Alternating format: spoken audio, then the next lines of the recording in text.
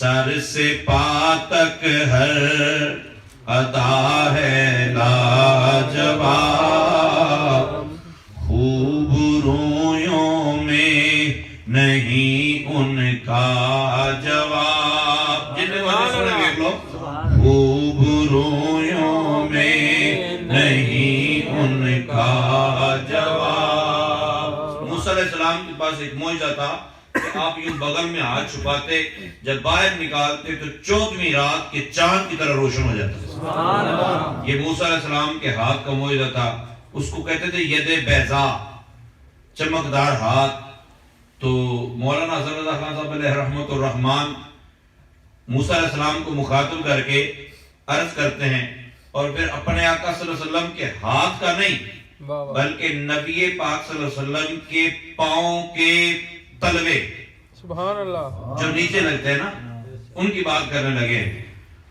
میں ید بیضا کے صدقے اے کلیم،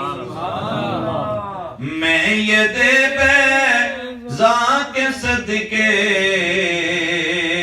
اے کلیم، پر کہاں ان کی کفِ پاکا جواب، پر کہاں ان کی کفِ پاکا جواب.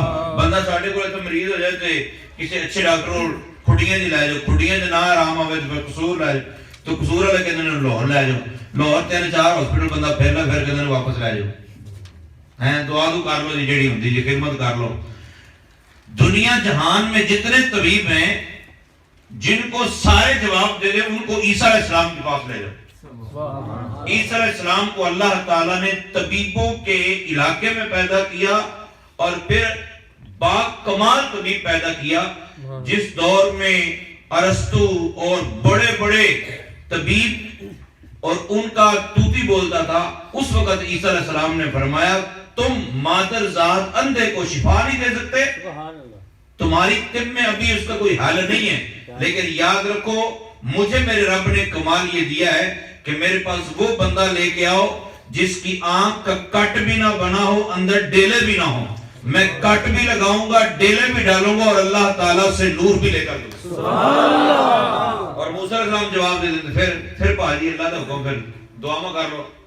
لیکن مولانا حسن رضا خان صاحب علیہ رحمت الرحمن آپ کہتے ہیں آقا تم سے اس بیمار کو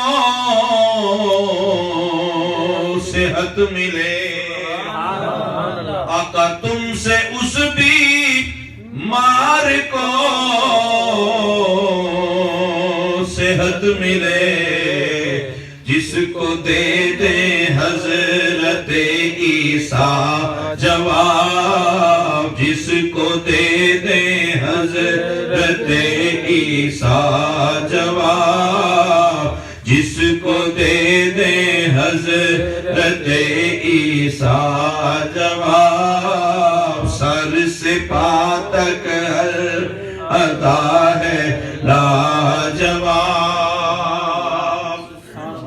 نبی پاک صلی اللہ علیہ وسلم کے غلاموں دنیا میں جب سرکار دو عالم صلی اللہ علیہ وسلم کی جلوہ گری ہوئی نا، تو مکے میں اس وقت ساری دنیا جو دنیا مکے میں بات کی، وہ سارے کے سارے الا ماشاءاللہ چند لوگوں کے، وہ سارے کے سارے بتوں کی پوجا کرتے تھے.